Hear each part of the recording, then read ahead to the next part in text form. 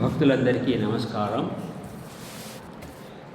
ఈరోజు మనం ఈ నామజపం లేదా మంత్ర సాధన అన్న విషయం గురించి కొద్దిగా చూస్తాం. పద్మపురాణంలో విష్ణు భగవానుడు నారదుడికి చెప్తాడు, నాహం వసామి వైకుంఠే యోగినాం హృదయేషు చ మద్భక్తా యత్ర గాయంత్రి తత్ర తిష్ఠామి నారద. అంటే విష్ణు భగవానుడు చెప్తున్నాడు, నేను వైకుంఠంలో ఉండను, యోగుల యొక్క హృదయంలో కూడా ఉండను, మరి నేను ఎక్కడ ఉంటాను? మద్భక్తా యత్ర గాయంతి తత్ర తిష్ఠామి నారద. నా భక్తులు ఎక్కడైతే నా యొక్క నామగుణ సంకీర్తనలు చేస్తున్నారో అక్కడ ఉంటాను అనుకోను. ఇప్పుడే ఇక్కడంతా భగవంతుడి నామగుణ సంకీర్తన చేసి భగవాన్ ఇక్కడే ఉన్నాడు అని భావించుకోవచ్చు. ఈశ్వరానుగ్రహాత్ ఏవ పుంస వైరాగ్య వాసన అని చెప్తారు. అంటే మనిషికి ఈశ్వరానుగ్రహం, భగవద్ అనుగ్రహంతో ఈ వైరాగ్యం పట్ల ఆసక్తి కలుగుతుంది, అభిరుచి కలుగుతుంది. వైరాగ్యం అంటే అర్థం ఈ ఆధ్యాత్మిక చింతన, ఆధ్యాత్మిక స్పృహ, ఇదంతా ఈ విధంగా భగవంతుడి యొక్క అనుగ్రహం వల్లనే మనందరికీ ఈ విధంగా మీకందరికీ ఈ ఆధ్యాత్మిక జీవితం పట్ల ఈ విధంగా మీకు అభిరుచి కలిగింది. సాధారణంగా పుణ్యకర్మలు కనుక ఎక్కువగా ఉంటే మనకు ఉండే పరిస్థితులు చక్కగా ఉంటాయి, ఏ లోటు లేకుండా జీవితంలో అని చెప్తారు. అయితే ఆ పుణ్యకర్మలు కనుక ఎక్కువగా ఉంటే అప్పుడు మనం ఆధ్యాత్మిక జీవితానికి వస్తాము అని చెప్తారు. ఆ విధంగా మీరందరూ ఆ పుణ్యకర్మల ప్రభావం ఎక్కువగా ఉంది, మరి ఎంతో భాగ్యవంతులు. ఈ ఆధ్యాత్మిక స్పృహ కలగడం అనేది గొప్ప అదృష్టమైన విషయం. భగవద్గీతలో వస్తుంది, మనుష్యాణం సహస్రేషు కశ్చిత్ యతత సిద్ధయే యతదాపి సిద్ధాన కశ్చిత్ మా వేతి తత్త. అంటే వేల మందిలో ఎవరో ఒకరు మాత్రమే ఈ ఆధ్యాత్మిక సిద్ధి కొరకు ప్రయత్నం చేస్తారు. ఆ కాలంలో భగవద్గీత చెప్పినప్పుడు వేల మందిలో ఒక్కరు అని చెప్పారు, ఇప్పుడు లక్షలాదిలో మందిలో ఒక్కరు అని చెప్పుకోవచ్చు. సో ఈ విధంగా మనం ఈ ఆధ్యాత్మిక స్పృహ కలిగినప్పుడు మనం ఏ విధంగా ఆధ్యాత్మిక జీవితాన్ని జీవించాలి అనేటువంటి సంశయం వస్తుంది. ఏదో అది గుడికి వెళ్ళి దర్శించుకుని కొబ్బరికాయ కొట్టడం దాంతో సరిపోతుందా, లేకపోతే ఏమిటంటే ఇప్పుడు ఈ మూర్తిత్రయం రామకృష్ణ, వివేకానంద, అమ్మ శారదాదేవి వీళ్ళు వచ్చిన తర్వాత ఈ విధంగా వాళ్ళు ఏ విధంగా జీవించాలి అన్న విషయాన్ని బాగా ఎంఫసైజ్ చేశారు. They have separated the essentials from non essentials. ఏమిటంటే ఆధ్యాత్మిక జీవితం అంటే అది జపధ్యానాలు చేస్తూ ఒక అంతరంగిక ప్రయాణం, అంతేకాని ఏదో పూజలు పునస్కారాలతో ముగించుకోవడం కాదు. రామకృష్ణుడు చెప్పాడు, మన ఈ కలియుగానికి తగినైన మార్గము నారదీయ భక్తి మార్గము అని చెప్పి. కలియుగంలో అని చెప్పాడు, కలియుగంలో జీవులు అన్నగత ప్రాణులు. ఒక పూట భోజనం లేకపోతే విలువల్లాడిపోతారు. ఇంతకుముందు యుగాలలో జనులు ఎంతో బాగా బలంగా దృఢంగా ఉండేవారు. అయితే కలియుగంలో అన్నగత ప్రాణం. అందువలన ఈ నారదీయ భక్తి మార్గము ఈ యుగానికి శ్రేష్టమైనది అని చెప్పాడు. ఈ నామజపము అనే మార్గము అతి ఉన్నతమైన మార్గము. అన్ని సంప్రదాయాల వారు, అందరూ ఆధ్యాత్మిక గురుజనులు దీన్ని ఎంఫసైజ్ చేస్తారు. రామకృష్ణ చెప్పారు, చేతులు తట్టుతూ చప్పట్లు తట్టుతూ భగవంతుడి నామస్మరణ చేసినట్లయితే అప్పుడు శరీరము అనే చెట్టులో ఉన్నటువంటి పక్షులు, పాపాలు అనే పక్షులు ఎగిరిపోతాయి అని చెప్పాడు. ఈ 4 యుగాలు ఉన్నాయి, సత్యయుగము, కృతయుగము, త్రేతాయుగము, కలియుగము. వీటిలో ఏది ఉత్తమమైనది అంటే కలియుగము ఉత్తమమైనది అని చెప్తారు. అది ఎలాగో కలియుగంలో అధర్మం చాలా ఎక్కువగా ఉంది కదా, మరి అలాంటప్పుడు మీరు కలియుగాలు ఉత్తమమైనది అని ఎలా చెప్తున్నారు అంటే దానికి ఏమిటంటే కలియుగంలో ఈ భగవద్ సాక్షాత్కారం అనేది చాలా సులభమైనది. ఇంతకుముందు యుగాల వారు ఎంతో ఉగ్ర తపస్సులు చేయవలసి ఉండేది భగవత్ సాక్షాత్కారం కొరకు. అయితే కలియుగంలో కేవలం నామ సంకీర్తన ద్వారానే భగవన్ సాక్షాత్కారాన్ని సంపాదించుకోవచ్చు అని చెప్తారు. ఇంకోటి ఏమంటే ఇప్పుడు రామకృష్ణ ఆగమనం తర్వాత అది ఇంకా సులభమైనది అని చెప్తారు. అది ఎలాంటిదంటే తలుపులు మూసి ఉన్నాయి, జస్ట్ మనం వాటిని తోస్తే చాలు, తెరిస్తే చాలు భగవంతుని దర్శనం మనకు లభిస్తుంది అని చెప్పి ఒక శ్లోకం వస్తుంది, హరేర్నామ హరేర్నామ హరేర్నామైవ కేవలం కలౌ నాస్తేవ గతిరన్యథ. అంటే ఈ హరినామము ఒక్కటే మనకు గతి, కలియుగంలో వేరే మార్గం ఏమీ లేదు, హరినామం ఒకటే మనకు గతి అని చెప్పి ఇక్కడ హరినామము అని చెప్పబడింది. అయితే మనం స్వీకరించే ఈ మంత్రం సద్గురువు నుండి మనం స్వీకరించే సిద్ధ మంత్రము కూడా ఆ విధంగానే ఫలితాన్ని కలిగిస్తుంది. చైతన్య మహాప్రభు యొక్క శిక్షాష్టకం అని ఒకటి ఉంది, 6 శ్లోకాలు, 8 శ్లోకాలు శిక్షాష్టకం. ఆయన దాంట్లో ఒక శ్లోకం చెప్తారు, నామనామకారి బహుదా నిజ సర్వశక్తి తత్రార్పిత నియమిత స్మరణేన కాల ఏతాదృశీ తవ కృపా భగవన్ మమాపి దుర్దైవం ఈదృశం ఇహాజని నానురాగ. అంటే ఏమంటే, ఓ ప్రభు, నువ్వు నీ నామంలో ఎంతో శక్తిని ప్రవేశపెట్టి ఉన్నావు, దానిని ఉచ్చరించడానికి ఫలానా సమయము అని స్పెసిఫిక్గా చెప్పలేదు, ఎప్పుడైనా మనం చేసుకోవచ్చు. అయినప్పటికీ ప్రభువు నా యొక్క దురదృష్టం ఏమిటంటే నాకు నీ నామం పట్ల ప్రీతి కలగడం లేదు అని వస్తుంది. ఈ సద్గురువు, ఇష్టదైవము, మంత్రము, ఈ సిద్ధ మంత్రము ఇవన్నీ మన సనాతన ధర్మంలోనే మనకు లభిస్తాయి. మిగతా మతాలలో ఈ విధమైనటువంటి అవకాశం లేదు. ఈ నివృత్తి మార్గంలోకి వచ్చేవాళ్ళు పుణ్యభూమి భారతదేశంలో జన్మ ఎత్తుతారు అని వివేకానందుడు చెప్పాడు. అన్ని జీవులు తమ ఆఖరి జన్మకు వచ్చేటప్పుడు భారతదేశంలో జన్మిస్తారు అని చెప్తాడు. రామకృష్ణ చెప్పారు, ఎలాంటిదంటే ఈ జపం చేయడం ఎలాంటిదంటే, నదిలో ఒక చెక్క పెట్టి దానికి ఒక పోస్ట్, ఒడ్డున ఒక పోస్ట్ పెట్టి దానికి కట్టబడి ఉంది, దానికి గొలుసు కట్టబడి ఉంది. ఆ గొలుసు ఒక్కొక్క లింక్ను మనం తాకుతూ పోతే అప్పుడు నదిలో ఉన్నటువంటి ఆ వుడెన్ పోస్ట్ దాన్ని చేరవచ్చు. అదేవిధంగా నామస్మరణం ద్వారా భగవంతుని చేరవచ్చు అన్నాడు. భగవత్ సాక్షాత్కారం కొరకు మనం చేయవలసినంత ఏమిటంటే కేవలం సద్గురువు దగ్గర నుండి మంత్రోపదేశం తీసుకొని ఆ గురువు నిర్దేశించే విధంగా సాధన మంత్రజపం చేస్తే చాలు, దానివల్లనే మనకు సాక్షాత్కారం లభిస్తుంది అని చెప్తారు. అమ్మ శారదాదేవి చెప్పింది, జపాత్ సిద్ధి జపాత్ సిద్ధి జపాత్ సిద్ధి అని 3 సార్లు చెప్పింది. అంటే జపము ద్వారా సిద్ధి లభిస్తుంది అని. జపము ద్వారానే మనకు ఈ విధంగా ఈ ఆధ్యాత్మిక సిద్ధులన్నీ లభిస్తాయి. జపము ద్వారా మన సంస్కారాలను కూడా మార్చుకోవచ్చు, మన యొక్క నడవడికను మార్చుకోవచ్చు, మనస్సు యొక్క పరిస్థితిని మార్చుకోవచ్చు. ఏ విధంగా అయితే గాలి మేఘాలను పక్కకు త్రోలివేస్తుందో అదేవిధంగా ఈ నామజపం అనేది ప్రాపంచికత అనే మనసులో ఉన్నటువంటి మేఘాలని పారద్రోలుతుంది. మంత్రము అంటారు. మంత్రం అంటే మననాత్ త్రాయతే ఇది మంత్ర. అంటే దాన్ని మననం చేయడం ద్వారా, స్మరించడం ద్వారా అది మనల్ని ధరింపజేస్తుంది. దాన్ని మనం అందువల్ల మంత్రము అంటాం. ఈ మంత్రాలు అనేది ఏదో ఎవరు కృత్రిమంగా తయారు చేసేటివి కాదు. ఈ కొన్ని పదాలను చేర్చి కృత్రిమంగా తయారు చేసినవి కాదు. అవి ఋషులు తమ అత్యున్నత స్థితిలో వాటిని దర్శించారు. మంత్రద్రష్ట అంటారు. మంత్రద్రష్ట అంటే మంత్రాన్ని దర్శించిన వాళ్ళు. ఆ విధంగా దర్శించినటువంటి మంత్రాలు, ఆ విధంగా అనుభూతిలోకి వచ్చేటువంటి మంత్రాలు పరంపరాగతంగా ఇప్పుడు మనకు లభిస్తున్నాయి. అంతేకాని ఎవరో ఏదో కృత్రిమంగా ఏర్పాటు చేసినవి కాదు. మనకు ముగ్గురి కృప లభించి ఉంది, ముగ్గురి దయ లభించి ఉంది. అయితే ఒక్కదాని యొక్క దయ లభించలేకపోవడం వల్ల మనకు అంతే కష్టాలు వస్తున్నాయి. ఆ ముగ్గురు ఏమిటంటే కృష్ణుడు, వైష్ణవుడు మరియు గురువు. ఈ ముగ్గురి యొక్క దయ మనకు లభించింది. అయితే ఒకదాని యొక్క దయ, అదే మన మనస్సు యొక్క దయ మనకు లభించలేదు. దాని కారణంగానే మనకు సిద్ధి కలగకుండా ఉంది అని చెప్తారు. మంత్ర బెంగాలీలో మంత్రాన్ని మంత్రో అంటారు. మన్ ప్లస్ తోర్ అంటే నీ మనస్సు అని అర్థం. అంటే గురువు శిష్యుడికి మంత్రదీక్ష ఇచ్చిన తర్వాత మన్ థోర్ అని చెప్తాడు. అంటే ఏమంటే, నేను ఇప్పుడు నీకు ఈ మంత్రాన్ని ఇచ్చాను, ఇప్పుడు అంతా నీ మనస్సు మీదనే ఆధారపడి ఉంటుంది అని చెప్తాడు. గురువు దగ్గర నుండి మనము ఆ విధంగా మంత్రాన్ని తీసుకున్న తర్వాత ఏం చెప్తారంటే, ఈ సముద్రంలో ముత్యపు చిప్పలు ఉంటాయి. అవి సముద్రపు ఉపరితలంలో తేలియాడుతూ ఉంటాయి.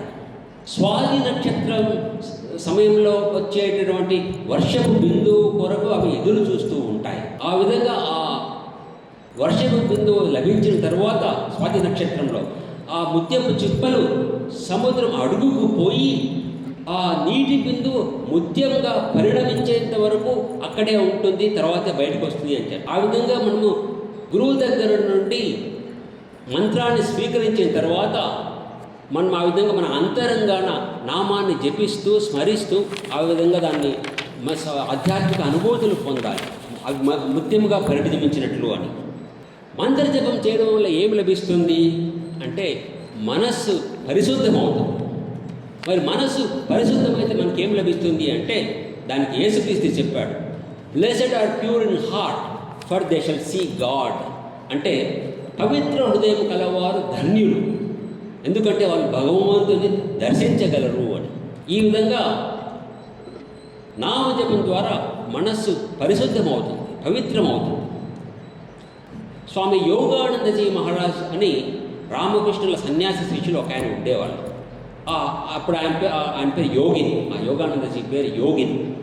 ఆ యోగిని ఆయన దగ్గర రామకృష్ణుల దగ్గరికి వెళ్ళేవాడు దక్షిణేశ్వరంలో. ఒకసారి ఆ అబ్బాయి ఆ యోగిని రామకృష్ణ అడిగాడు, అయ్యా కామాన్ని జయించడం ఎలా అని. దానికి రామకృష్ణుడు చెప్పారు, నువ్వు హరినామాన్ని జపించు, దాని ద్వారా నువ్వు కామాన్ని జయించగలవు అని చెప్పి. ఆ సలహా యోగినికి పెద్దగా రుచించలేదు. అతడు అంటున్నాడు, కలకత్తాలో వేశ్యలు కూడా హరినామం చేస్తున్నారు, దాని ద్వారా ఏం లభిస్తుంది, ఆయన ఏదో కొన్ని హఠయోగ ప్రక్రియలు అలాంటివన్నీ చెప్తాడేమని అనుకున్నాడు. బట్ ఆయనకి ఈ విధంగా సలహా ఇచ్చాడు, హరినామాన్ని చెప్పించు. సరే అని చెప్పి కొద్ది రోజుల తర్వాత ఆయన ఏమవుతుందో చూద్దామని చెప్పి ఆ హరినామాన్ని జపించడం మొదలుపెట్టాడు. దాని ద్వారా ఆయనకు వెంటనే ఫలితం దక్కింది, కామాన్ని జయించడంలో ఫలితం దక్కింది. తదనంతర కాలంలో వివేకానందుడు చెప్పాడు, మాలో ఎవరైనా సరే కామాన్ని జయించిన వాడు ఉన్నాడు అంటే అతడు యోగానందుడు మాత్రమే అని చెప్పాడు. స్వామి విశుద్ధానందజీ మహారాజ్ అని మన మఠానికి 8వ ప్రెసిడెంట్గా ఉండేవాడు. ఆయన గొప్ప తపో సంపన్నుడు. ఆయన ఒక బ్రహ్మచారికి చెప్పాడు, నువ్వు గనుక రోజుకు 10,000 సార్లు జపం చేసినట్లయితే దాని ద్వారా నువ్వు బ్రహ్మచర్యాన్ని చక్కగా పాటించగలవు అని చెప్పాడు. నామము మరియు నామ్ని అంటారు. నామము మరియు నామ్ని అంటే నామము ద్వారా సూచించబడింది. సో నామ్ని కంటే నామమే గొప్పది అంటారు. ఏమిటంటే హనుమంతుడు రామనామాన్ని ఉచ్చరిస్తూ సముద్రాన్ని దాటివేశాడు. అయితే స్వయంగా రాముడు సముద్రాన్ని దాటడానికి వారధి కట్టవలసి వచ్చింది. భగవంతుడి నామంలో రామకృష్ణ చెప్తారు, భగవంతుడి నామంలో ఎంతో శక్తి ఉంది, అది అజ్ఞానాన్ని నశింపజేస్తుంది. బీజము మరియు మొలక అవి చాలా సున్నితంగా ఉంటాయి, అయినప్పటికీ అవి దృఢమైన భూమిని ఛేదించుకొని బయటకు వస్తాయి. అదేవిధంగా నామంలో కూడా ఎంతో శక్తి ఉంది. నామం అనేది సాధారణ విషయం కాదు. నామము మరియు నామ్ని రెండింటికి మధ్య భేదం లేదు, అభేదం. సత్యభామ కృష్ణుని ఒక త్రాసులో పెట్టి మరొక వైపు వజ్ర వైడూర్యాలు పెట్టి కృష్ణుని బరువు తూకడానికి ప్రయత్నం చేసింది. అయితే దానివల్ల ఆమెకు ఫలితం లభించలేదు. అయితే రుక్మిణి ఒక తులసి ఆకు మీద కృష్ణుడి నామాన్ని వ్రాసి దాన్ని త్రాసులో ఒక వైపు పెట్టేసరికి అప్పుడు అది బ్యాలెన్స్ అయిపోయింది, త్రాసు బ్యాలెన్స్ అయిపోయింది. కోటి జన్మ కృతం పాపం నశ్యతి నామస్మరణ నామ సంకీర్తనం యస్య తస్య సర్వపాప వినాశనం అంటారు. అంటే కోటి జన్మలలో చేసినటువంటి పాపము కూడా నామస్మరణతో నశించిపోతుంది. ఎవరైతే సంకీర్తన చేస్తాడో వాడి పాపాలను నశించిపోతాయి. ఇప్పుడు విషయం ఏమంటే మనకు గురువు అవసరమా అని కొంతమంది అంటారు, స్వామీజీ నేను నా మార్గాన్ని నేను కనుక్కుంటాను స్వామీజీ, నా గురువు అవసరం లేదు అంటారు. సపోజ్ మనకేమన్నా తలనొప్పో కడుపు నొప్పో వచ్చిందనుకో, అప్పుడు మనం ఏం చేస్తాము, డాక్టర్ దగ్గరికి వెళ్ళి డాక్టర్ చెప్పిన ప్రకారం మందు వేసుకుంటాం. అంతేగాని కొత్తగా నేనే మందు కనుక్కొని పుస్తకాలు చదివి నేనే మందు కనుక్కొని నేనే వేసుకున్నాను అని చెప్పాను. అదేవిధంగా ఆధ్యాత్మిక జీవితంలో కూడా గురువు సహాయం తీసుకుని వెళ్ళవచ్చు. ఎంతోమంది ఆ మార్గంలో వెళ్ళారు ఆల్రెడీ, మనం కూడా వారిని అనుసరించి వెళ్ళవచ్చు. బ్రహ్మానంద చెప్తాడు, జేబు దొంగతనం చేయడానికి కూడా గురువు అవసరం. గురువు దగ్గరికి వెళ్తారు. మరి అలాంటప్పుడు నిగూఢ ఆధ్యాత్మిక విషయాలలో నీకు గురువు అవసరం లేదంటావా అని చెప్తాడు. గురువు అంటే గు అంటే అంధకారం, రు అంటే తొలగించేవాడు, గురువు అంటే అంధకారాన్ని తొలగించేవాడు. ఈ మన గురుజనులు చెప్పేది ఏమంటే గురువు దగ్గర అంటే మంత్రోపదేశం అంటే గురువుపదేశం అంటే మంత్రదీక్ష అనేది తీసుకొని గురువు చెప్పిన విధంగా ఉపాసన చేస్తే దాని ద్వారా మనకు ఫలితం కలుగుతుంది వెంటనే అని చెప్పి అమ్మ శారదాదేవి చెప్పింది.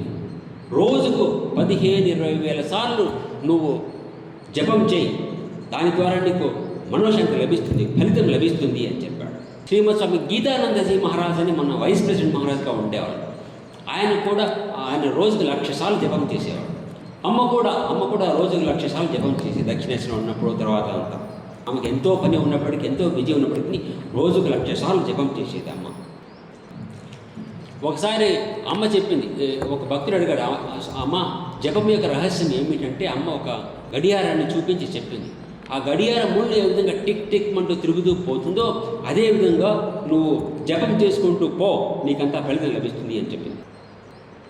ఇప్పుడు జపం చేసేటప్పుడు ముఖ్యమైన విషయం ఏమంటే మన ఇష్టదైవం యొక్క రూపధ్యానం చేస్తూ జపం చేయాలి. అది ముఖ్యమైన విషయం. లేకుంటే అది మెకానికల్గా జరిగితే ఎక్కువ ఫలితం లభించదు. స్వామి బ్రహ్మానంద చెప్పాడు, కుండలిని జాగృతం కొరకు ఏం చేయాలి అంటే దాని కొరకు ఏవో కొంచెం ప్రత్యేకమైన ప్రక్రియలు ఉన్నాయి అని వాళ్ళు చెబుతారు. అయితే నేను అనుకోవడం ఏమిటంటే జపధ్యానం ద్వారా అది సులభంగా జరిగిపోతుంది అని. నువ్వు నీ పని నీ పని నువ్వు చేస్తూనే వెళ్ళిపో, అయితే అంతరంగా నామస్మరణం కూడా చేస్తూ ఉండాలి. ఎంతోమంది పాపులు ఈ నామస్మరణం ద్వారా ధరించబడ్డారు. నీకు ఇష్టం లేకపోయినా సరే నువ్వు రెగ్యులర్గా నీ జపం చేయి. ఈవెన్ మెకానికల్గా చేసినా సరే దానివల్ల కూడా ఫలితం ఉంటుంది. రోజుకు 2 గంటల పాటు జపం చేయాలి, కనీసం 2 గంటలు. నువ్వు అన్ని పనులు చేస్తూనే నువ్వు మంత్ర జపాన్ని కొనసాగించు అంతరంగా. ఈ విధంగా చేస్తే అప్పుడు నీ మనోవ్యధులు అన్నీ తీరిపోతాయి. భగవంతుడి నామం మీద శ్రద్ధను కలిగి ఉండు. భగవంతుడు మరి ఆయన నామం ఈ రెండింటికి మధ్య భేదము లేదు. జపధ్యానాలు చేయకుండా ఈ రామకృష్ణ వివేకానందుల యొక్క పనిని సరైన భావనతో చేయడం కష్టము అని చెప్తారు. అందువల్ల మనము ఒకవైపు ఆధ్యాత్మిక సాధనలు, మరొక సేవా మార్గం రెండింటినీ కొనసాగించాలి. చేతులతో పని చేస్తూ ఉండు, నోటితో హరినామాన్ని ఉచ్చరించు అని చెప్తారు. కబీర్ యొక్క పాట ఒకటి వస్తుంది, భజో రే భయ్యా రామ గోవింద హరే, భజో రే భయ్యా రామ గోవింద హరే. ఆ పాటలో ఉంటుంది, కహద కబీర్ జాముఖ రామ్ నా ఓముఖ ధూళు భరి. అంటే కబీర్ చెప్తున్నాడు, ఏ నోటిలో అయితే రామనామము లేదో వాడి నోటిలో దుమ్ము పడా అని చెప్తున్నాడు కబీర్. భగవంతుని నామం పట్ల రుచి కలిగితే అప్పుడు ఆ నామస్మరణ వదిలిపెట్టడం చాలా కష్టం. మనం నామజపం అది భక్తితో చేసినా సరే, మెకానికల్గా చేసినా సరే దానికి ఫలితం ఉంటుంది అంటారు. అది ఎలాంటిదంటే, నువ్వు గంగా నదిలోకి నీవు దిగి స్నానం చేస్తే గంగా స్నానం చేసిన ఫలితం లభిస్తుంది. అయితే గంగా నదిలోకి నిన్ను ఎవరైనా తోసివేసి నువ్వు దానిలోకి పడితే అప్పుడు కూడా నీకు గంగా స్నానం చేసిన ఫలితం లభిస్తుంది. సో అదేవిధంగా మెకానికల్గా చేస్తే సరే దానికి కూడా ఫలితం ఉంటుంది అని చెప్తారు. అయితే ఇక్కడ దాని అర్థం ఏమంటే మనం మెకానికల్గా చేయవచ్చు భక్తి శ్రద్ధ లేకుండా. భక్తి శ్రద్ధలతో ఒక్కసారి చేస్తే చాలు, మెకానికల్గా 1,00,000 సార్లు చేసిన దానికంటే ఇదే మంచిది అంటారు. రితజానంద స్వామీజీ అని తెలుగు స్వామీజీ ఉండేవాళ్ళు, ఫ్రాన్స్లో ఉండేవాళ్ళు. ఆయన 1940s మన రామకృష్ణ ప్రభు మ్యాగజైన్కి ఎడిటర్గా ఉండేవాడు. ఎవరో ఒకసారి అని అడిగారు, ఆధ్యాత్మిక జీవితాన్ని తీవ్రతరం చేయడం ఎలా అని. దానికి చెప్పాడు ఆయన, repeat the Mantra with more devotion, repeat the Mantra with more devotion. అంటే నువ్వు మంత్రాన్ని ఇంకా బాగా భక్తితో జపించు, మంత్రాన్ని ఇంకా బాగా భక్తితో జపించు అని చెప్పాడు. సో ఆ విధంగా భక్తి శ్రద్ధలతో మనం నామజపం చేయాలి, ఒకటిని మెకానికల్గా చేయకూడదు. హిందీలో పాట వస్తుంది, नाम जपन क्यों छोड़ दिया तुम, नाम जपन क्यों छोड़ दिया। क्रोध न छोड़ा, झूठ न छोड़ा, सत्य वचन क्यों छोड़ दिया तुम, सत्य वचन क्यों छोड़ दिया। झूठे जग में दिल ललचाकर असल वतन क्यों छोड़ दिया। झूठे जग में दिल ललचाकर असल वतन क्यों छोड़ दिया। कौड़ी को तो खूब संभाल, कौड़ी को तो खूब संभाल, लाल रतन क्यों छोड़ दिया। जिन सुमिरन से अति सुख पावे, तिन सुमिरन क्यों छोड़ दिया। खालस एक भगवान भरोसे, तन मन धन क्यों ना छोड़ दिया। नाम जपन क्यों छोड़ दिया तुम, नाम जपन क्यों छोड़ दिया। మంచి పాట అది హిందీలో, మంచి అర్థం కలిగి. నామజపం క్యో చోడు, నువ్వు నామజపం ఎందుకు వదిలిపెట్టి వేశావు.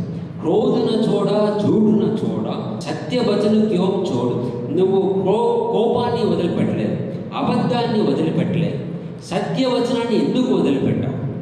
झूठे जग में दिल ललचाकर అసలు వదన క్యో చోడింది. ఈ మిథ్యా జగత్తు కొరకు ఆశపడి లాలూచిపడి అసలైన విషయాన్ని ఎందుకు, అసలు వస్తువుని ఎందుకు వదిలిపెట్టావు. కౌడీకోతో భూపు సమాల లాలు రతన క్యో చోడి. కౌడి అంటే చిల్లిగవు అని ఎంతగానో భద్రపరిచి పెట్టుకున్నావు. మంచిటి ఎర్రటి రత్నాన్ని ఎందుకు వదిలిపెట్టావు. ఏ స్మరణ అయితే నీకు అత్యంత సుఖం లభిస్తుందో ఆ స్మరణాన్ని ఎందుకు వదిలిపెట్టావు. కాలసటి పాట రాసిన వ్యక్తి కాలసు భగవంతుని మీద ఆధారపడి ఉండి తన యొక్క తనువు మనస్సు అన్ని ఎందుకు ఆయనకు సమర్పించలేదు. ఈ పాట మంచి అర్థం. ఒక చిన్న కథ ఉంది. ఒక ఊరిలో ఒక పేదవాడు ఉండేవాడు. వాడు తన కుటుంబాన్ని పోషించడానికి ఎంతో కష్టాలు పడుతూ ఉండేవాడు వాడి పేదరికం కారణంగా. అప్పుడు వాడి భార్య చెప్పింది, ఊరి బయట కుటీరంలో ఒక సాధువు ఉన్నాడు, నువ్వు వెళ్ళి ఆయన దగ్గరికి వెళ్ళి అడుగు, మన దారిద్ర్యము తీర్చే మార్గం ఏమని చెప్తాడో అడుగు అని చెప్పి. సరే అని ఆ పేదవాడు ఆయన దగ్గరికి వెళ్ళి చెప్పాడు. ఆయన తన పేదరిక సమస్య చెప్పి దానికి ఏమైనా మార్గం చూపమని చెప్పాడు. అప్పుడు ఆ సాధువు చెప్పాడు, నా దగ్గర ఒక రత్నం ఉండేది, దానిని ఆ ఎదురుగా ఉన్న పొదలలోనికి విసిరివేశాను, నువ్వు వెళ్ళి వెతుకో, నీకు దొరుకుతుంది అంటాడు. సరే అని ఆ పేదవాడు వెళ్ళి వెతికితే వాడికి ఆ రత్నం లభిస్తుంది. ఆనందంతో సాధువు దగ్గరికి వచ్చి చెప్పి లభించిన ఇంటికి వెళ్ళడం మొదలుపెట్టాడు. దారిలో వాడికి ఒక ఐడియా వచ్చింది. ఆ సాధువు ఈ విలువైనటువంటి రత్నాన్ని ఆ విధంగా విసిరివేశాడంటే ఆయన దగ్గర దీనికంటే విలువైన వస్తువు వేరే ఇంకోటి ఏమైనా ఉంటుంది అని ఏమిటో వెళ్ళి అడుగుదామంటే ఆయన దగ్గర. ఆ సాధువు చెప్పాడు, నువ్వు ముందు ఈ రత్నాన్ని తీసుకువెళ్ళి నీ పేదరిక సమస్యను తీర్చుకున్నాడు, అప్పుడు నేను చెబుతాను అని చెప్పాడు. సో అదేవిధంగా ఆ పేదవాడు వెళ్ళి ఆ రత్నాన్ని అమ్మి ఆ డబ్బుతో తన కుటుంబం యొక్క పేదరిక సమస్యను పరిష్కరించిన తర్వాత సాధువు దగ్గరికి వచ్చి చెప్తాడు. అప్పుడు ఆ సాధువాడు అత్యంత విలువైన వస్తువు ఏమిటంటే రామనామము అనేటువంటి రత్నం. దానిని ఆ సాధువు ఆ పేదవాడికి ఇచ్చాడు. ఆ విధంగా అది యజ్ఞం తెలుస్తూ వస్తుంది. మీరాబాయి యొక్క పాట ఒకటి ఉంది. పాయోజీమైని రాము రతను ధను పాయో, పాయోజీమైని राम रतन धन पायो, वस्तु अमोलिक दी मेरे सतगुरु, वस्तु अमोलिक दी मेरे सतगुरु, कृपा कर अपनायो, पायो जी मैंने राम रतन धन पायो, पायो जी मैंने राम रतन धन. మీరాబాయి పాట. నేను రామనామము అనేటువంటి రత్నాన్ని పొంది ఉన్నాను. ఈ అమూల్యమైన వస్తువును సద్గురువు నా మీద దయ చూపి నాకు ఇచ్చాడు అని చెప్పారు. తీర్థయాత్రలు చేయడం అనేది చాలా మంచిది. అది ఇంకా ముఖ్యమైన విషయం ఏమంటే మనం అంతరంగాన ఉన్న మన ఇష్టదైవాన్ని మన జపధ్యానాలు చేసేటప్పుడు అంతరంగాన ఇష్టదైవాన్ని దర్శించాలి. అది కూడా ఇంకా చాలా ముఖ్యమైన విషయం. We must make a daily pilgrimage to the hours of meditation అంటే ప్రతిరోజు ఈ జపధ్యానాలు చేసే సమయంలో మనము మన ఇష్టదైవాన్ని దర్శించాలి అని చెప్తారు. కథామృతంలో ఒక పాట వస్తుంది, బెంగాలీ పాట, తెలుగులో కూడా ఉంటుంది, దాని అనువాదం ఉంటుంది.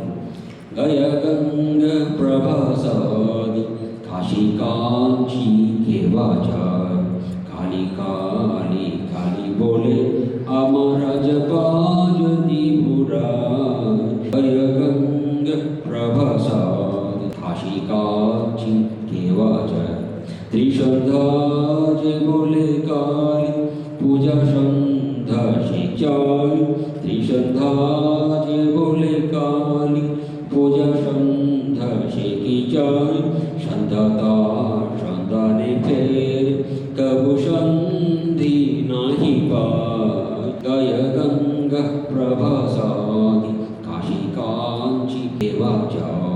ఇదే అర్థం ఏమంటే గయాగంగా ప్రభాస్ కాశీ కాంచి ఇటువంటి పుణ్యక్షేత్రాలకు వెళ్ళే అవసరం ఏమున్నది? ఖాళీ ఖాళీ బోలే అమర్ అజపాటది పుర, ఎల్లప్పుడూ ఖాళీ ఖాళీ అంటే ఖాళీ నామాన్ని జపిస్తూ పోతున్నప్పుడు ఈ విధంగా పుణ్యక్షేత్రాలకు వెళ్ళే అవసరం ఏముండదు. త్రిసంధ్యా జయబోలే కాళీ పూజా సంధ్యా షేకి చాయ్ సొంధాదార్ సొందానే ప్రేరే కబు సంధి నహిపాయ్ అంటే ఎల్లప్పుడూ వాడు కాళీనామాన్ని జపిస్తూ పోతున్నాడు. ఈ విధంగా సంధ్య అనేది వాడు సంధ్యాకాలంలో కాళీనామాన్ని జపించకుండా వేరే పని ఏదైనా చేస్తూ దీనిని విస్మరించినట్లయితే అప్పుడు వాడి దగ్గరికి వెళ్ళి ఇది సంధ్యా సమయం, ఈ సమయంలో నువ్వు కూర్చొని కాళీనామాన్ని జపించు అని చెప్పడం కొరకు సంధ్య ఎప్పుడు వాడు వెంటనే తిరుగులాడుతూ ఉంది. అయితే ఎప్పుడు దానికి ఆ అవకాశం లభించడం లేదు. ఎందుకంటే వాడు ఎల్లప్పుడూ కాళీనామాన్ని జపిస్తూనే ఉన్నాడు, విస్మరించకుండా జపిస్తూనే ఉన్నాడు. సో ఆ విధంగా ఎల్లప్పుడూ కాళీనామాన్ని జపిస్తూ పోతే ఇప్పుడు ఈ విధంగా పుణ్యక్షేత్రాలకు అక్కడ ఇక్కడ వెళ్ళడానికి అవసరం ఏముంది అని చెప్పేసి గురువు దగ్గర మనము మంత్రం స్వీకరించినప్పుడు అది ఎలాంటిదంటే గురువు మన హృదయంలో ఆ విత్తనాన్ని నాటినట్లు దానికి నీరు పోసి పెంచి పెద్ద చేయడం అది మన బాధ్యత. ఏ విధంగా అయితే చెట్టు మొక్కకు నీరు పోసి పెంచి పెద్ద చేసి దానివల్ల పువ్వులు ఫలాలు లభిస్తాయో అదేవిధంగా ఈ గురు మంత్రాన్ని జపిస్తూ పోతే దాని ద్వారా ఆధ్యాత్మిక అనుభూతులు సిద్ధులు అన్నీ లభిస్తాయి.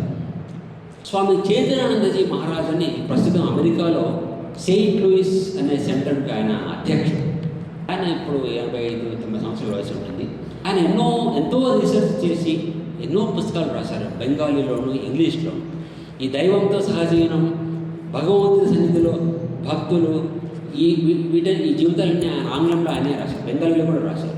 ఇంకా ఎన్నో మహేంద్రనాథ్ గుప్తా జీవితము, గిరీష్ చంద్ర బోస్ జీవితము, seeing God with open eyes, Ramakrishna we saw him, ఈ విధంగా ఎన్నో పుస్తకాలు రాశారు. ఎంతో గొప్ప సేవ చేశారు, ఎంతో రీసెర్చ్ చేసి రాశారు. ఆయన బ్రహ్మచారిగా ఉన్నప్పుడు ఆయన పేరు బ్రహ్మచారి గౌర్. అప్పుడు శంకరానందజీ మహారాజ్ అని మన బేలూరు రామకృష్ణ మఠం సంఘం యొక్క అధ్యక్షుడు, ఆయన దగ్గర దీక్ష తీసుకున్నాడు ఈ బ్రహ్మచారి గౌర్. దీక్ష తీసుకున్న తర్వాత ఇతడు ఒక స్వామీజీ బోధాత్మానందజీ మహారాజ్ అని ఆయన బేలూరు మఠంలో ట్రైనింగ్ సెంటర్ యొక్క ఫస్ట్ ప్రిన్సిపల్. ఆయన గొప్ప పండితుడు, గొప్ప ఆధ్యాత్మిక సంపన్నుడు.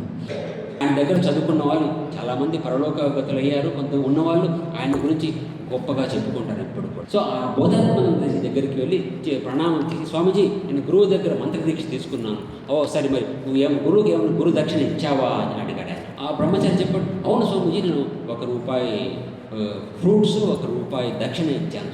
అప్పుడు ఆయన చెప్పాడు, నువ్వు గురువు దక్షిణ ఇవ్వలేదు అని. స్వామీజీ నేను ఈ విధంగా ఇచ్చాను స్వామీజీ, పువ్వులు ఫ్రూట్స్ అండ్ దక్షిణ ఇచ్చానంటే ఆయన చెప్పాడు, అది కాదు, నిజమైన దక్షిణ ఏమిటంటే గురువు దగ్గర నువ్వు స్వీకరించినటువంటి మంత్రాన్ని నువ్వు జపిస్తూ పోయి దాని ద్వారా ఒక ఆధ్యాత్మిక సాక్షాత్కారం లభించినప్పుడు ఆ సాక్షాత్కారము అనేటువంటి విషయాన్ని దాన్ని నువ్వు దక్షిణగా సమర్పించాలి. అదే నిజమైన దక్షిణ అని చెప్పాడు.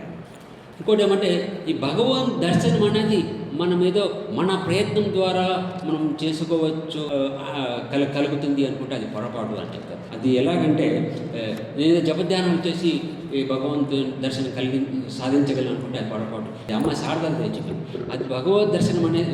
ఒకసారి ఋషికేశ్ నుంచి ఒక సాధువు ఆమెకు ఉత్తరం రాశాడు, అమ్మ నేను ఇంతగా జపం చేస్తున్నాను, ఇంతగా ధ్యానం చేస్తున్నాను, భగవద్ దర్శనం కలగడం లేదు అంటే అమ్మ దానికి బదులు రాయించింది, భగవద్ దర్శనం అంటే నువ్వేదో దుకాణంలోనికి వెళ్ళి డబ్బులు చెల్లించి ఆకు కూరగాయలు కొనుక్కున్నట్లు కాదు. భగవద్ దర్శనం అనేది అది భగవంతుని దయ మీద ఆధారపడి ఉంటుంది. ఈ విధంగా మన ప్రయత్నాలతో మనం కుదురుతుంది అనుకోకూడదు అని చెప్పింది. ఇంకోటి తురానంది చెప్తాడు, మనం చేసే జపధ్యానంలో సాధనలు అన్నీ ఎలాంటివంటే మన యొక్క రెక్కలు అలసిపోవడానికే అని చెప్తారు. అంటే అది రామకృష్ణుల యొక్క కథ ఉంది, మీరు చదివి ఉంటారు. ఒక పక్షి ఓడ మీద కూర్చొని ఉంటుంది, సముద్రంలోనికి పోయిన తర్వాత దానికి అప్పుడు చూస్తే మెలక వచ్చి చూస్తే ఎక్కడో సముద్రం లోపలికి వెళ్ళిపోయింది, నలుమూలలకు వెళ్ళి ఎగురుతూ వెళ్ళి ఎక్కడైనా భూమి కనిపిస్తుందో వెళ్ళిపోదాం అనుకుంటే ఎక్కడా కనిపించడం లేదు. ఆఖరికి అది మళ్ళీ ఓడ మీదకి వచ్చి అక్కడే విశ్రమిస్తుంది. ఆ విధంగా మన రెక్కలు అలసిపోయినప్పుడే అప్పుడు మనకు భగవంతుని దగ్గర మన ఆశ్రయం తీసుకుంటే మన దయ కలుగుతుంది అని చెప్తారు. ఈ జపం చేయడం ద్వారా ఏమిటంటే ప్రారంభ కర్మల యొక్క పరిణామాలను మనం అనుభవించి తీరవలసిందే అంటారు, వాటికోవడానికి మార్గం. అయితే జపం చేయడం వల్ల వాటి యొక్క తీవ్రత తగ్గిపోతుంది అని చెప్తారు. అంటే అమ్మ శారదాదేవి చెప్పింది, సపోజ్ నీకు కాలు పోవలసి ఉందనుకో, అప్పుడు ఒక చిన్న సూది గుర్చితోనే సరిపోతుంది. జపం చేయడం ద్వారా ప్రారంభ కర్మల తీవ్రత తగ్గుతుంది. స్వామి బ్రహ్మానందజీ అని చెప్పేసి స్వామి బ్రహ్మానందజీ యొక్క శిష్యుడు ఉండేవాడు. బ్రహ్మానంద బోధనలో ఆంగ్లంలోకి అనువాదం చేశాడు ఈయన బ్రహ్మానందజీ, ఎటర్నల్ కంపానియన్. ఇంకా ఎన్నో పుస్తకాలు రాశాడు. గొప్ప మేధావి. హాలీవుడ్ అమెరికాలో హాలీవుడ్ సెంటర్లో ఉండేవాడు ఆయన. మఠంలో చేరడానికి ముందు ఒకసారి బృందావనానికి వెళ్ళాడు. ఆ బృందావనంలో ఊరి బయట ఒక గొప్ప మహాత్ముడు, ఒక కుటీరంలో గొప్ప మహాత్ముడు ఒక ఆయన ఉన్నాడు, గొప్ప సాధువు ఒక ఆయన ఉన్నాడు విని ఆయన చూడడానికి వెళ్ళాడు. అప్పుడు ఆయన దగ్గరికి వెళ్ళి ఆయన ప్రణామం చేశాడు. ఆ సాధువు గొప్ప ఉన్నత స్థితిలో ఉన్నట్లు తెలుసుకున్నాడు ఈ ప్రభావం. సమాజం మీకు ఇంతటి గొప్ప ఉన్నత ఆధ్యాత్మిక స్థితి మీకు ఎలా కలిగింది అంటే దానికి ఆయన చెప్పాడు, నామ్, 2 అక్షరాలు నామ్. అంటే నామం ద్వారా, నామస్మరణ ద్వారానే నాకు ఇటువంటి ఆధ్యాత్మిక స్థితి కలిగింది అని చెప్పాడు. భాగవతంలో అజామిలుడి కథ వస్తుంది. అజామిలుడు సద్బ్రాహ్మణుడు, విప్రుడు, మంచి వైదిక సంప్రదాయం కలిగిన వాడు. అయితే అతడు ఒక వేశ్య పట్ల ఆకర్షితుడయ్యి మోహంలో పడిపోయాడు. ఆమెను వివాహం చేసుకొని సంతానం కలిగాడు. తనకు 10వ సంతానం కుమారుడు కలిగాడు. వాడికి పేరు నారాయణ అని పెట్టాడు. ఆ నారాయణ మీద ఈ అజామిలుడికి ఎంతో ఆప్యాయత, అనురాగం. అజామిలుడు ఆఖరి క్షణాల్లో అతన్ని తీసుకువెళ్ళడానికి యమదూతలు వచ్చి అజామిలుడు ఎంతో దుష్టకార్యాలను నిమగ్నమై ఉన్నాడు. వివాహం చేసుకుని, వేషం వివాహం చేసుకుని, జూదము, దొంగతనము, ఈ విధంగా ఎంతో చెడు ప్రవర్తనలో మునిగి ఉన్నాడు. ఆఖరి క్షణంలో అతను తీసుకురావడానికి యమదూతలను చూసి అజామిలుడు భయంతో తన కుమారుని నారాయణ అని తన కుమారుని పిలిచాడు. నారాయణ అని అనగానే అప్పుడు విష్ణుదూతలు వచ్చారు అతన్ని తీసుకురావడానికి. అప్పుడు అతన్ని స్వర్గానికి, వైకుంఠానికి తీసుకువెళ్ళాలా లేకపోతే నరకానికి తీసుకువెళ్ళాలా అని చెప్పేసి యమధర్మరాజు ముందు విచారణ జరిగింది. అప్పుడు చెప్పబడింది ఏమంటే, మన ఆఖరి క్షణంలో భగవంతుని అది ఎవరినైనా పిలుస్తున్నట్లయినా సరే, ఎవరినైనా నిందిస్తున్నట్లయినా సరే, లేదా హాస్యంగానైనా సరే భగవంత్ నామాన్ని ఉచ్చరిస్తే దాని ద్వారానే ధరింపబడతారు అని చెప్పబడింది. సో అందువల్ల అజామిలుడిని వైకుంఠానికి తీసుకువెళ్ళడం జరిగింది. ఈ కథామృతంలో కూడా పాట, మంచి పాట వస్తుంది. ఇది బెంగాలీ పాట, నేను పాడుతున్నాను, తెలుగులో ఉంటుంది అనువాదం. আমি দুর্গা দুর্গা বলে মা যদি মরি, আমি দুর্গা দুর্গা বলে মা যদি মরি, আখেরে দিনে নাদার কেমনে জানা যাবে ও শঙ্করী, আমি দুর্গা দুর্গা বলে মা যদি মরি, নাকি গো ব্রাহ্মণ হত্যা করি ভ্রূণ, নাকি গো ব্রাহ্মণ হত্যা করি ভ্রূণ, সুরাপান আদি বিনাশী নারী, এ সব পাতক না ভাবি তীর लेक ब्रह्मा पोदो निते परी अभी दुर्गा दुर्गा दुर्गा भोले चुई मोरी అంటే ఏమంటే అమ్మా నేను దుర్గా దుర్గా అంటూ కనుక చనిపోతే అప్పుడు ఆఖరి క్షణంలో నువ్వు ధరించకుండా ఎలా ఉండగలవో నేను నన్ను ధరింప చేయకుండా ఎలా ఉండగలవో నేను చూస్తాను. నాశికో బ్రాహ్మణు హత్యా కొరి భ్రూణ నేను బ్రాహ్మణ హత్య చేసి ఉండవచ్చు కాక భ్రూణ హత్య అంటే అబార్షన్, భ్రూణ హత్య చేసి ఉండొచ్చు కనుక దురాపానం ఇవన్నీ చేసి ఉండొచ్చు, ఈ పాతకాలన్నీ చేసి ఉండొచ్చినప్పుడు అయితే నాకు ఏ భయమూ లేదు. నీ యొక్క దయతో నేను బ్రహ్మపదాన్ని పొందుతాను. దుర్గా దుర్గా అని నేను జపిస్తూ పోతే నువ్వు నన్ను తప్పకుండా కాపాడుతావు అని నేను అర్థం. ఒకసారి ఒక రాజు ఈ బ్రాహ్మణ హత్య చేశాడు. సో ఆ బ్రాహ్మణ హత్య ఆ పాపము నుండి విముక్తి కలగడం ఎలా అని దాన్ని కూడా అడగడం కోసం ఒక ముని ఆశ్రమానికి వెళ్ళాడు. అప్పుడు ఆ ముని అక్కడ కుటీరంలో లేడు, ముని కుమారుడు ఉన్నాడు. సో ఆయన అడిగాడు ఈ రాజు, ఈ విధంగా బ్రాహ్మణ హత్య పాపం నుండి విముక్తి పొందడం ఎలా అంటే దానికి ఆ ముని కుమారుడు చెప్పాడు, మీరు 3 సార్లు రామనామాన్ని ఉచ్చరించండి, దానితో ఆ పాపం పోతుంది అని. సరే అని చెప్పి రాజు అలాగే వెళ్ళిపోయాడు. కాసేపు దగ్గర ముని వస్తే మునికి కుమారుడు చెప్పాడు ఈ విధంగా నేను చెప్పాను. అప్పుడు ముని కోపంతో అరే ఒక్కసారి రామనామం ఉచ్చరిస్తే చాలు, దాని ద్వారా కోట్ల జన్మల యొక్క పాపాలన్నీ నశించిపోతాయి, నువ్వు 3 సార్లు రామనామాన్ని ఉచ్చరించమని చెప్పావు, నువ్వు చండాలుడివై జన్మించు కాక అని చెప్పించాడు. ఆ ముని కుమారుడే తర్వాత రామాయణంలో గుహుడుగా జన్మించాడు రామాయణం. ఈ జపం చేసేటప్పుడు మానసిక జపం చేయడం ఉత్తమమైనది అని చెప్తారు. మానసిక జపం చేయడం అమ్మ శారదాదేవి చెప్పింది, ఈ చేతి వేళ్ల మీద జపం సంఖ్యను లెక్క పెడుతూ వేళ్లను సార్థకం చేసుకోవాలి. ఆధ్యాత్మిక సాధనను చేస్తూ మనిషి జీవితాన్ని సార్థకం చేసుకోవాలి.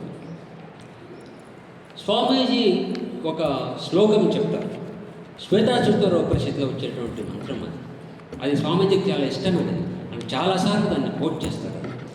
చికాగో ఉపన్యాసాలలో కూడా దాన్ని కోట్ చేస్తారు. ఏమిటంటే అది శృణ్వంతు విశ్వే అమృతస్య పుత్ర ఆయే ధామాని దివ్యాని తస్తు వేదాహమేతం పురుషం మహాంతం ఆదిత్యవర్ణం తమస పరస్త తమేవ విదిత్వా అతివృత్తిమేతి నాణ్యపంథ విద్యతే.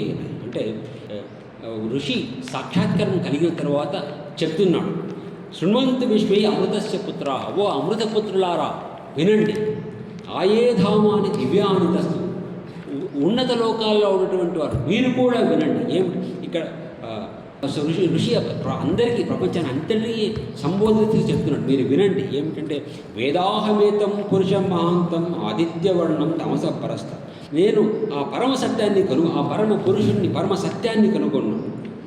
అతడు ఆదిత్యవర్ణం కలిగి ఉన్నాడు, తమస్సుకు ఆవలి వైపున ఉన్నవాడు, అతన్ని నేను తెలుసుకున్నాను. తమేవ విదిత్వా అతివృత్తిమేతి నాణ్యపంథ విద్యతే, దానిని తెలుసుకోవడం ద్వారానే నువ్వు మృత్యువును దాటిపోగలవు. ఇక్కడ మృత్యు అంటే మృత్యువే కాదు, అన్ని రకాలైనటువంటి యాతనలు అన్నింటినీ దాటిపోగలవు. నాణ్యపంథ విద్యతే అయిన, దాన్ని దాటడానికి వేరే మార్గం లేదు. ఇక్కడ స్వామీజీ చెప్తాడు, శృణ్వంతు విషయ అమృతస్య పుత్ర, అమృతపుత్రుల. సో స్వామీజీ చెప్తాడు చికాగో ఉపనిషత్తులో, children of immortal bliss, please my dear brothers, please allow me to call by that name. Sinner, it is a sin to call you sinner, it is standing liable on the entire humanity. అంటే ఏమంటే మీరందరూ అమృత స్వరూపులు, మిమ్మల్ని అమృత పుత్రులు అని సంబోధించేవాడు.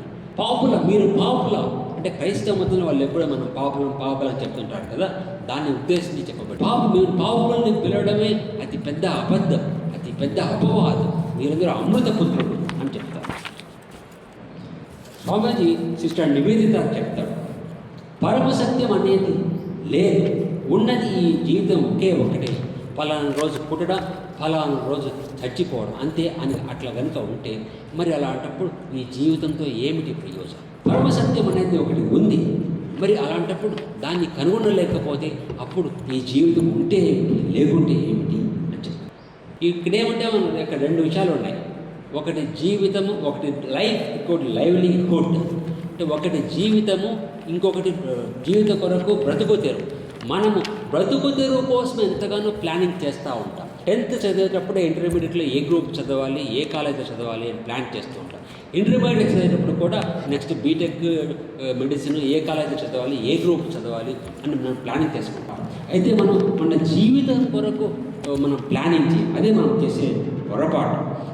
కఠోపనిషత్తులో పరలోకం యొక్క స్ఫురణ మనకు లభించింది. మనం ఎల్లప్పుడూ బ్రతుకు తెరువు కొరకు బాగానే ప్లానింగ్ చేస్తున్నాం. బట్ జీవిత లక్ష్యం ఏమిటి అన్న విషయం గురించి మనం ప్లానింగ్ చేయాలి. కఠోపనిషత్తులో వస్తుంది, నా సాంప్రదాయ ప్రతిభాతి బాలం ప్రమాద్యంతం విత్తమోహేన మూఢం అయం లోకో నాస్తి పరైతి మాని పునఃపునవశమాపదేమి. అంటే నా సాంప్రదాయ ప్రతిభాతి బాలం, ఈ పరలోకం గురించిన స్ఫురణ ఈ బాలుడికి రాదు. ఇక్కడ బాలుడు అంటే కాదు, బాలుడు అంటే వివేకం లేనివాడు. వేదాంతంలో 2 పదాలు ఉన్నాయి, ధీరుడు, బాలుడు అని. ధీరుడు అంటే అంటే బుద్ధి, ధీరుడు అంటే ధైర్యం కలవాడు కాదు. ధీరుడు అంటే వివేక బుద్ధి కలిగినవాడు. బాలుడు అంటే వివేకం లేనివాడు, అవివేక్. చెన్నై ఉపన్యాసాలు వివేకానంద చెప్తారు, మీరందరూ ముస్టాచ్డ్ బేబీస్ అంటే మీకందరికీ మీసాలు వచ్చాయి, అయితే మీ ప్రవర్తన మాత్రం చిన్నపిల్లల్లాగానే ఉంటుంది, మీరందరూ ముస్టాచ్డ్ బేబీస్. సో ఈ విధంగా బాలుడు వివేకం లేని వాడికి పరలోకం గురించిన స్ఫురణ రాదు. బాలుడు మరియు అప్రమత్తత లేని వాళ్ళు, ధనమోహంతో మూడులైన వాళ్ళు, వీళ్ళకి పరలోకం గురించి స్ఫురణ రాదు. అయంలోకో నాస్తి పరితి మాని పునఃపునవశం ఆపద్యతే అని. వాళ్ళు ఉన్నది ఇదే లోకం, పరలోకం లేదు అని చెప్పి ఉంటూ వాళ్ళు మళ్ళీ యమధర్మరాజు చెప్తున్నాడు ఈ శ్లోకం, మళ్ళీ నా చేతుల్లో పడుతూ ఉంటారు అని చెప్పేసి. సో సమయం అయింది, మిగతా తర్వాత చూస్తాం. ఓం జననీం శారదాం దేవీం రామకృష్ణం జగద్గురుం పాదపద్మే తయో స్థిత్వా ప్రణమామి ముహు.